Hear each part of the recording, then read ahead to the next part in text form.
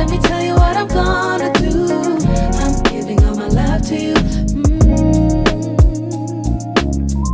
I'm giving all my love to you. Welcome to this episode of Saving Us. We are your hosts, Michael and Deetra Carter, and we are so glad that you decided to tune in today. Please remember to like and subscribe and tell all your friends that you have tuned in to Saving Us and that you are enjoying this podcast. Feel free to leave us a note as well with any ideas about topics or if you want questions answered about us. How about that, sir? That's good. Very good. All right, we start each episode with the segment Something New. And I'm going to start today. So my something new is responsibilities, new responsibilities. At work, I have to organize some new programming. At work, they're called information sessions. I work with students, and so these information sessions are about different majors or career possibilities for students, and they come together and learn about those majors and careers, and that's my new responsibility. So you organize? So it's like meetings? Yes, organize the meetings. So I help organize the speakers, presenters. Oh, you got it. So you got to get speakers and all that. Well, I'm working with the person who is transitioning out of that. So I'm just learning, So in other words, you're doing it because that's what happens. No, I'm not doing it all. But she's giving me some responsibility. So next time it comes around, I'll have to do it all by myself. That's what used to happen with me. It's like, come on and help with so and so. The other person, you're like, where's the other person? You're like, are you doing it? You the expert? Okay. Yeah.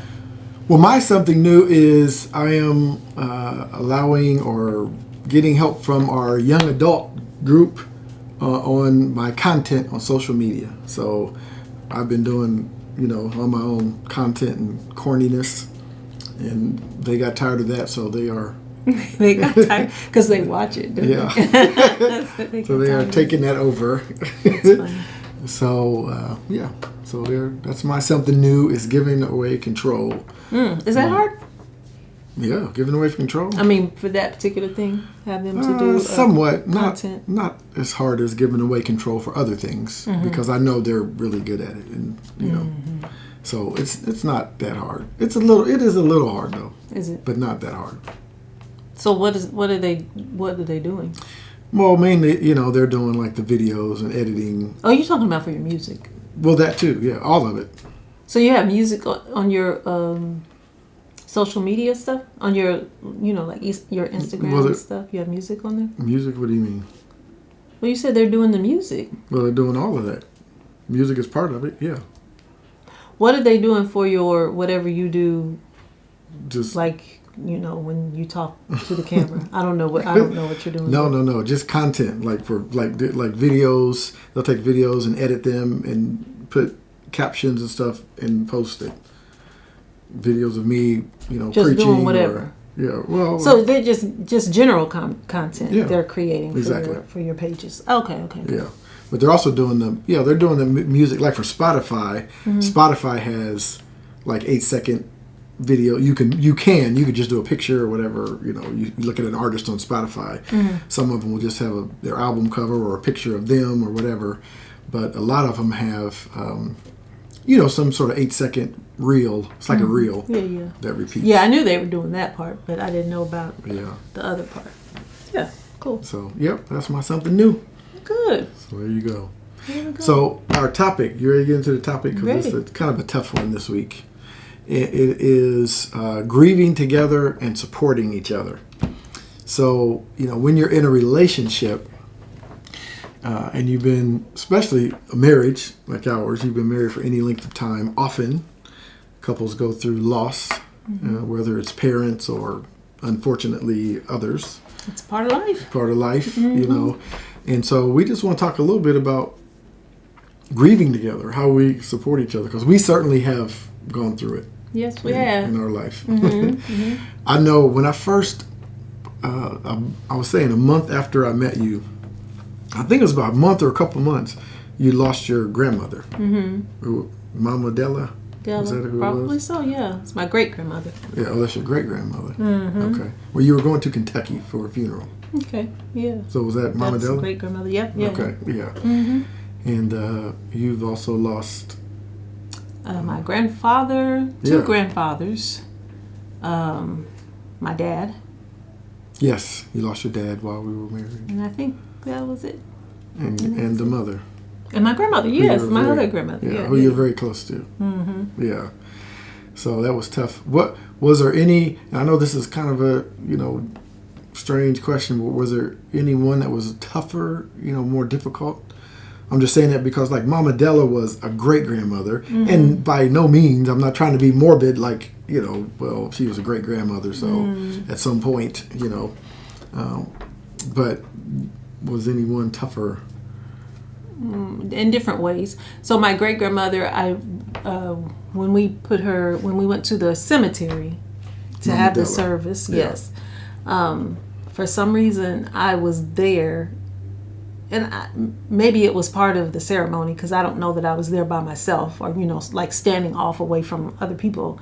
But I watched the graveyard workers like do the crank, and the casket went down in the ground, and that was the first time I had ever experienced anything like that. How old were you? You were in your 20s. I was grown, but I was like, oh my God, she's really? going down in the ground. Oh. So that was bad. That was bad. Yeah, even though it was your great grandmother, but Yeah. still, because you, I mean, obviously you loved her, but I'm just saying you were. I don't know how close you were to her, but Well, we would go summers to Yeah. stay with her for a few weeks in the summer, and she lived with us for a little while. I know she was there a lot when Joshua was little. I think she was living with us. We had so many people living with us. I don't know, but she was there for a while. Lord, yeah, But yeah, so we were. Yeah, that was tough. She was my grandma, Yeah. Yeah. But now we weren't married yet. Like I said, I hadn't known you that long, but we knew each other. We were working together in the studio. Okay. You were working on your project, Okay. and so yeah. So then, who did Gosh, you lose? I was so. If we were working together, I was at least 26 or 25. I had great grandparents until I was 25 or 26 years Wow. old. Yeah, That's something. is Mama Della the one you were saying? She was like, well, how long am I going to be around? No, that was Mama Lucille. Oh, okay. They got Mama everybody. That's Mama my, Lucille, Mama Della. Yes, that's my role model for death right there. Really? What? Yes. Now tell me what happened there. She was. Oh, because she was, I don't know how old she was when she passed, 80-something, 83, 84, 85, Well, that's something not like old. that. I mean, But she, it's old to y'all young people. But yeah.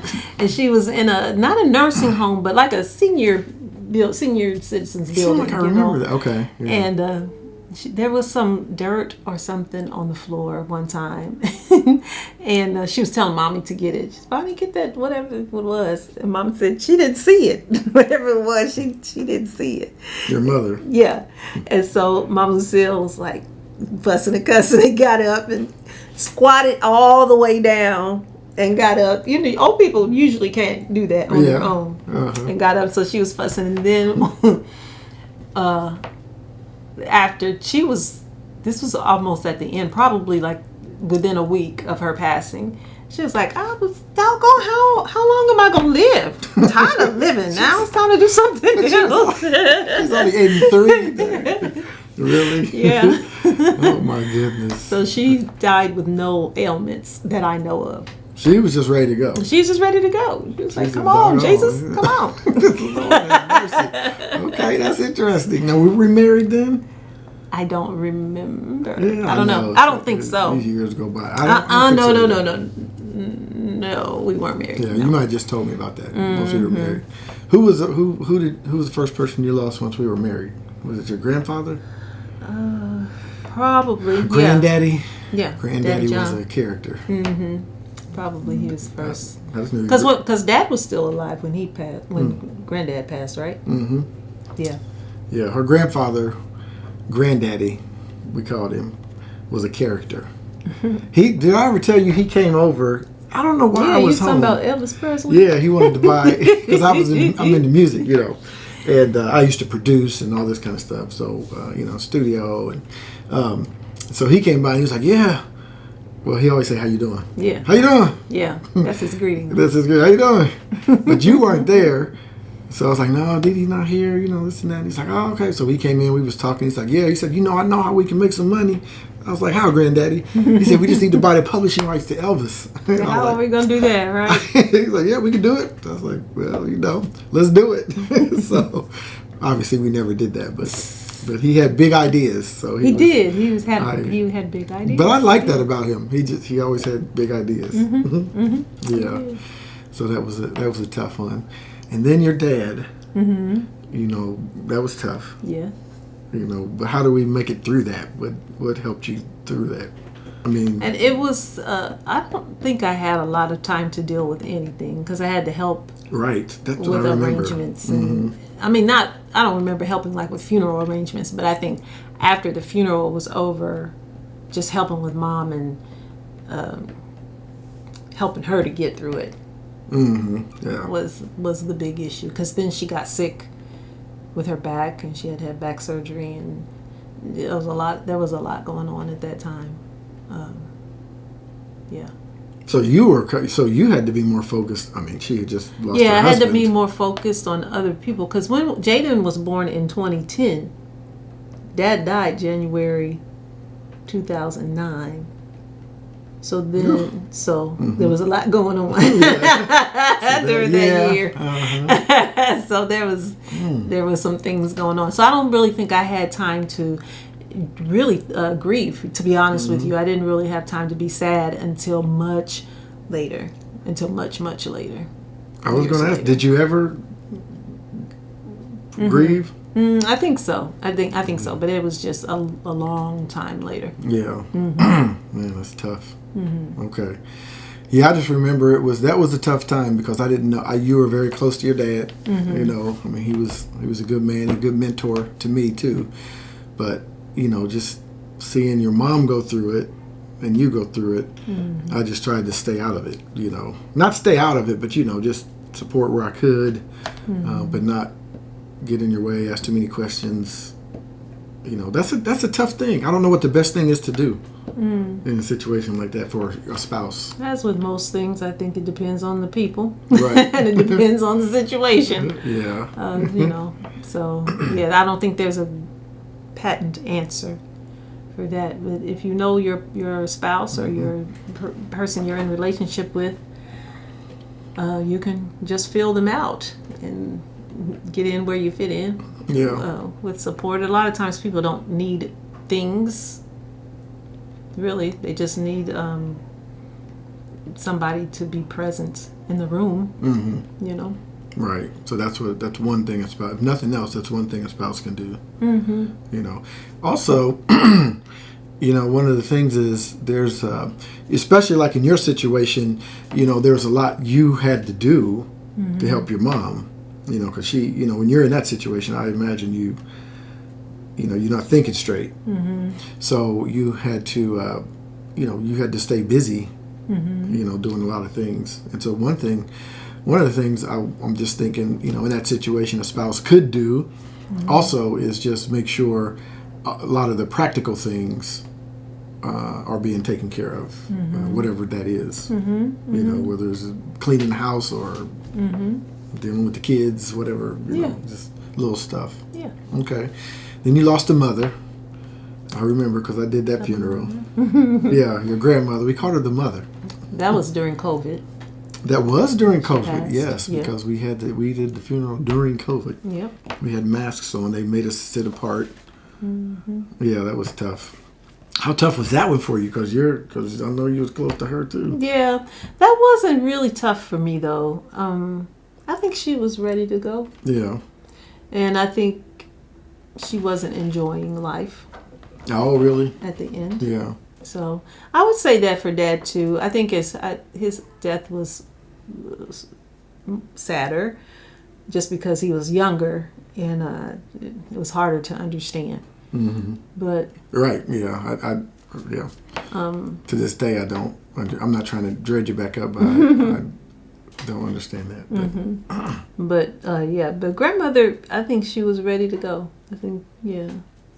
Okay. All right, that's tough. So you made it through. Yeah. Well, we were married. How long were we married when I lost my dad? We were married No, wait a minute. because We only had Nia. we only had Nia. Well, did we have Nia? I think we did. Yes. Well, he passed in 99, so she had to be a baby. Yes. Maybe we didn't. What month? Do you remember? Girl, don't give me the line. I don't know. This is a long time ago. Because she was born in 99. Yeah, that's all. Yeah, she was born in 99. It's 25 years ago. So I don't know. Maybe, I don't know if we had her or not. We got married in 98. 98? Yeah. Was it? Yeah. Yeah, because she was born in 99. So yeah, we got married in 98. Yes. Yeah, we were married in 98. Yeah. We were married. 98, yeah. Before Nia was conceived, just to make the record clear. And if we won, it's our business anyway. Well, that's Don't true. matter. But we was. But yeah, but that is true. He said, our business don't be. But yes, 90. Did he might have passed in 98. No, we were married in 98. He wasn't at the wedding?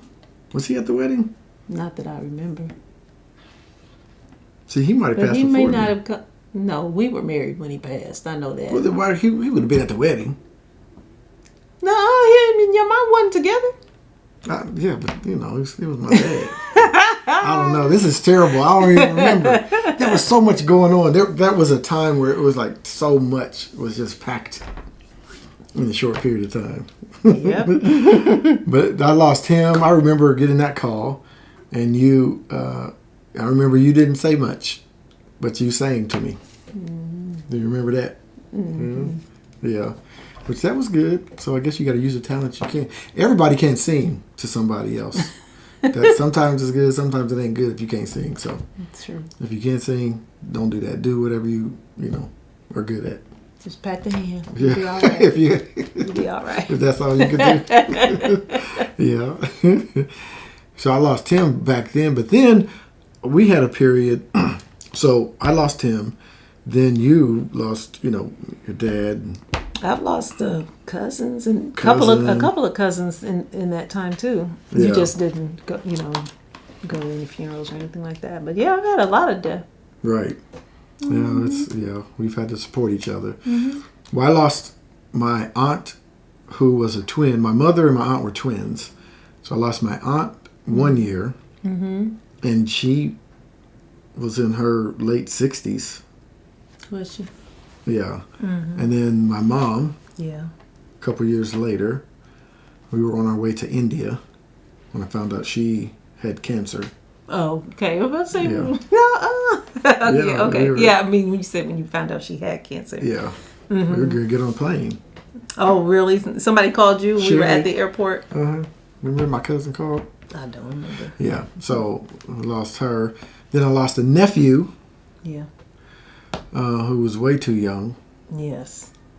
And my youngest brother, Who was also way too young. also way too young, all in this period of time. And so... It seemed like the deaths on your side were in a short... Well, except for your dad, it was a long time ago, but everybody else was in a short like amount of bang, time. Yeah.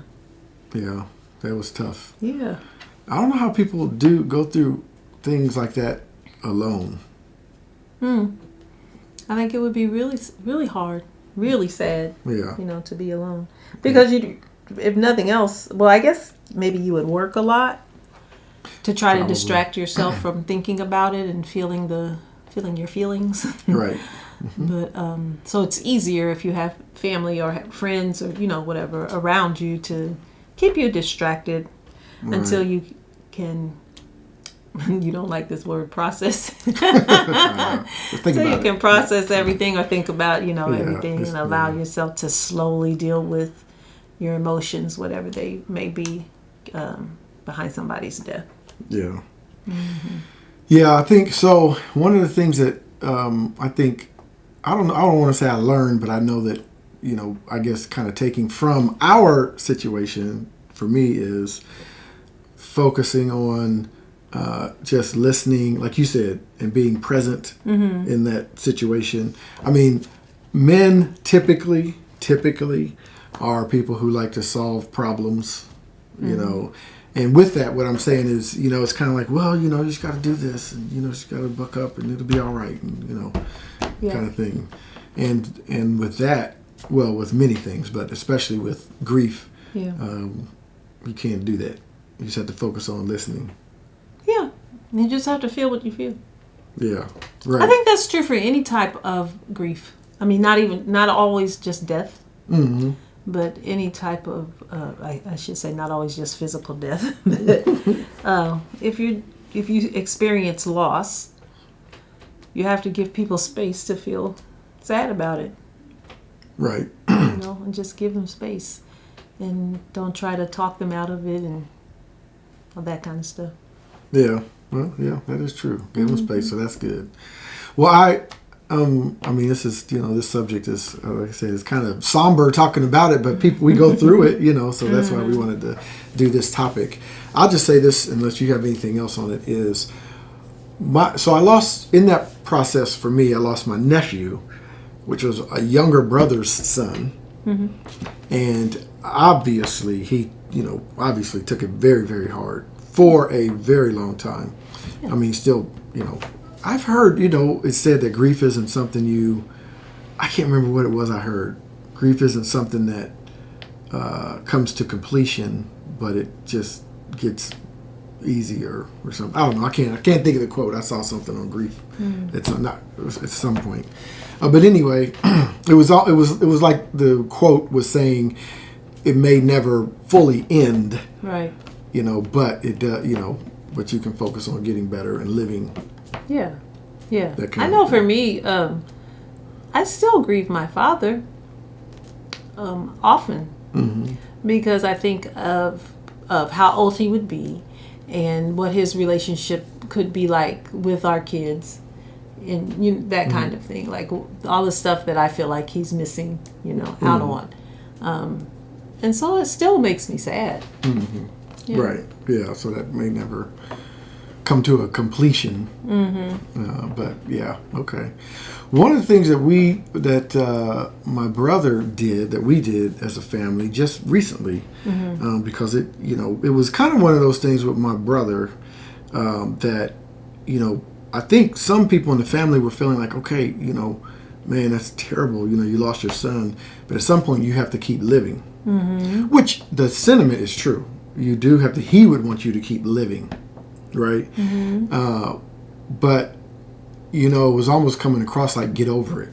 Oh. You know, I mean, that's maybe the way he was taking it. I'm not going to say that's the thing people meant. I mean, is that what he said to you? That's how he felt? Yeah. That was what people were saying? Yeah. But also, I mean, it's, you know, I mean, there's responsibility on both sides. You know, I think that people have to be sensitive, you know, but I think that also people are not going to want to be around somebody who is sad all the time. And it's not their fault. Right. I'm not saying that. I'm just saying this is just life. This is what happens in life. So what we did recently was we got together as an extended family, really, and we had a big, you know, like it was almost like a family reunion, but a big, you know, cookout at the park. We got a big park, and it was like all this family, and we, you know, let balloons go, you know, in honor of. Now it wasn't just his.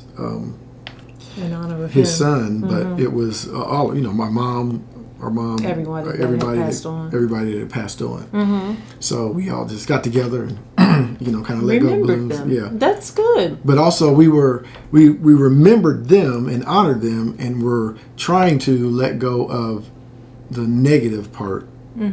You know, without forgetting them. Because I think some people feel like, well, if I let go and move on, I'm going to forget them. And you know, so we weren't forgetting them, but we were trying to let go of, you know, all the negative feelings that come along with that. So. Yeah. So that was tough. But that was I thought it was good. You know, I think my brother's doing much better. Is he? Yep. And you know, you move on. So. You do. There you go. That's a tough topic. Okay, so I just want to say, if I die before you, you may never move on. What does that mean? You got to does that stay mean sad I can't until move? you die. I can't move from this house? I don't care where you live. What? But you can't stay sad until you die. I mean, you can Oh, no, stay you said sad. it. You, You said I you can't. must stay sad until you die. What does that mean? I must stay sad? Because I know that won't happen. How you know? Because I know you. Oh my goodness. I must stay sad until she dies. No, until you die. Oh, until I die. Until you die. You have to be unbearably sad the rest of your life. Nobody's going to want to be around. I might as well just die then. What? Lord have mercy. Well, finally, do you have anything else? I do not. Oh, grief. I think if you're going through something like that with your spouse, make sure you do what you can to support them. What you said, even if it's the tapping of the hand, being there, hugging. If you can sing, sing. If you can't sing, don't sing. Don't rap. Unless they want that, but whatever. But but you can be there for them and listen. You can listen, right? Anything else you think of? No. You can just listen and get help. I will say this. This might not sound right to some, but I believe it to be totally true because just in the mental health arena,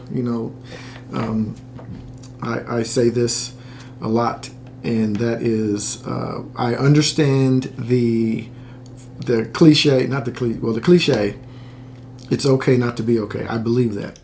It is okay not to be okay. You have to know that. But I would say it's okay not to be okay. It's just not okay to stay there. Now that's taking into account that, grief never ends, grief never dies. I'm not saying okay in terms of forgetting about grief and forgetting about, all of those things. But I'm just saying you do have to move on. You do have to live. If someone passes, what do you think they would want? You to be sad for the rest of your life. No, that's not what I want. That's not what she wants. That's not what most people want. They want you to move on and live a thriving, fulfilling life in honor of them. Mm-hmm. So that's what they want. So anyway, that's it for grief. Mm-hmm. All right. Now let's talk about accountability. Okay. Who are you accountable to? Because it obviously is not me or the Lord. Because you want me to be sad for the rest of my life. Yes. But what does that have to do with being accountable? I don't know. I just wanted to bring that up. I have no idea. But what's your accountability? Your accountability. We know what your accountability is. What is it? How you doing? Come on. This week has been not good. Listen.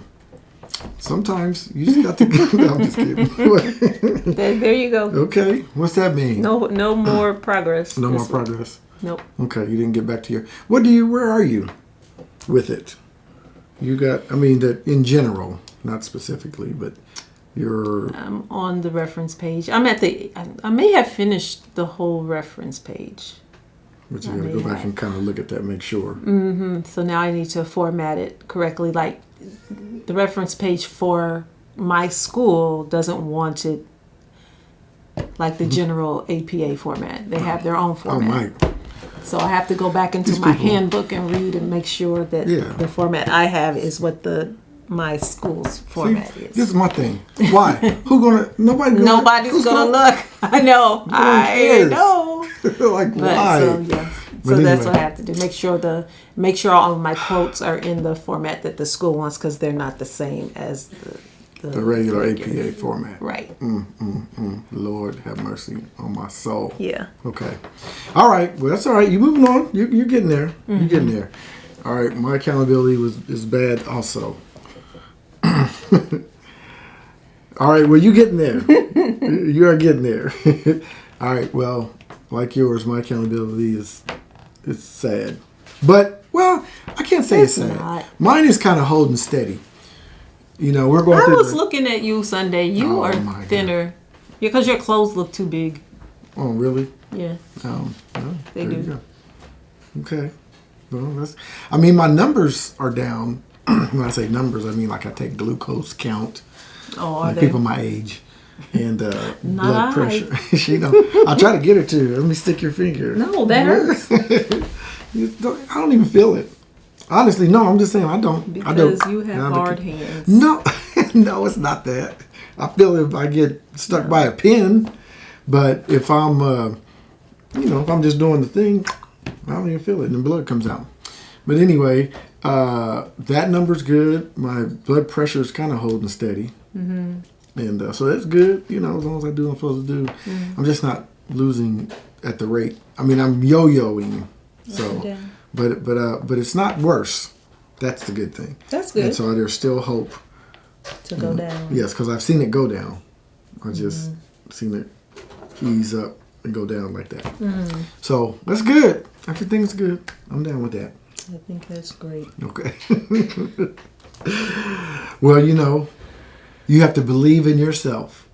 Right from the start. And on that note, our positive notes. Believe in the magic right there in your heart. What is that, the Wiz or something? Believe all these things, not because I told you to. Of course it's the Wiz, man. What are you talking about? Lord have mercy. That's what I was thinking from. You singing Lena Horne. Yes. Yes. Or was that Diana Ross? No, Lena I Horne. know, Lena Horne. All right, positive note. What's your positive note? To believe in yourself. That is your Because positive. you usually accomplish things that you believe you can do. So, believe in yourself. Okay, so not all the time. No, because sometimes you accomplish things you never thought you could do. That's true. Yeah. It's possible. Right. But usually, if you don't believe it, is what you're saying. right. You, Like more the than saying likely. that says, whether you believe you can or you can't, you're right. Yeah, Henry Ford. Yeah, okay. Very nice.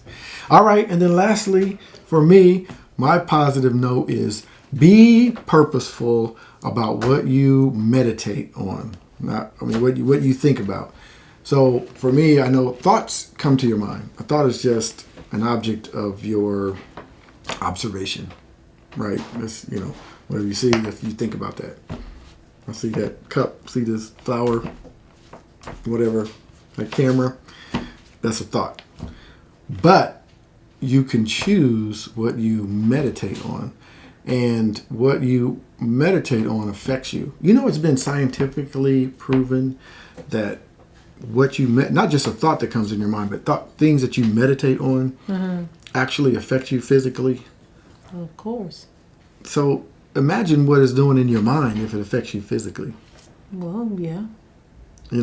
So anyway, I won't go into all the depth of that, but just be purposeful about what you meditate on. I mean, you could go into be purposeful about what you allow into this music. These people, licking each other and doing all kinds of stuff. I don't know.